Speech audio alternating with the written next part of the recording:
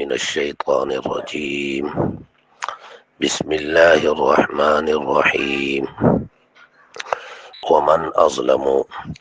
او څوک زیات ظالم دی ممن د هغه چانا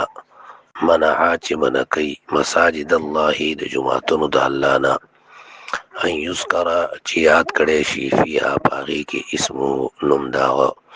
وسعى او کوشش کوي فی خرابها پروانولو دغه جماعتونو کې اولئک دغه کسان ما کان لهم چې نلی لایق دوی لرا ان يدخلوها چې دو داخل شي دی جماعتونو ته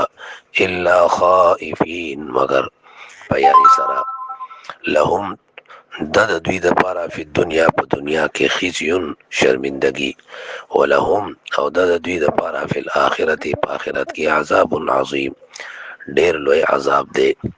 نو دا پنځه مزورونه ده چې د جماعتونو نه خلق منع کوي چې کوم جماعت کې د الله دین بیان کړي شي د الله وحدانیت بیان کړي شي.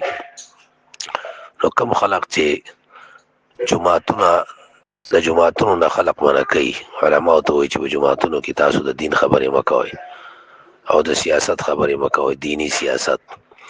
او دارنګ د الله وحدانیت پکې م بیانوي. دا جماعتونو نه خلق رکاول دا ډېر غټ ظلم دی او دا د جماعت روانول دي. دارنګ کم سړی په جماعت کې غیر شرعي کارونه کوي د دنیا کارونه پکې کوي خلق د عبادت نه منع کیږي بدسونه کیږي هر هغه عمل بد اخلاقی کول په جماعت کې چې د هغې سره جماعت ته نقصان رسی او جماعت پیروانیږي قوم پرستی کې په جماعتونو کې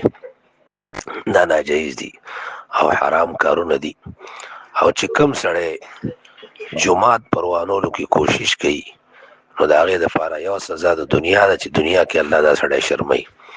او په آخرت کې ول الله پاک ډېر لوی عذاب ورکوي او دا تجربې سره ثابته ده کومو خلقو چې جماعتونو ته نقصان رسول الله دنیا کې هم شرمولی او په آخرت کې هم شرمولی. اولئک ما کان لهم ان يدخلوها الا خائفین معنا دا چې مسلمانان کله صبر وکړي جهاد وکړي کوشش وکړي